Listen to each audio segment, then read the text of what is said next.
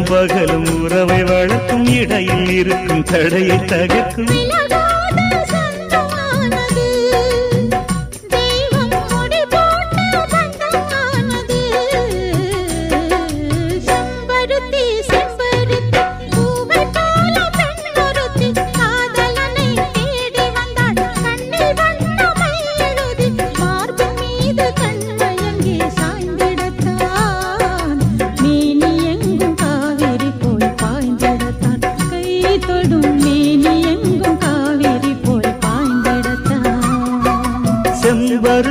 செம்பருத்தி பூவை போல பெண்ணொருத்தி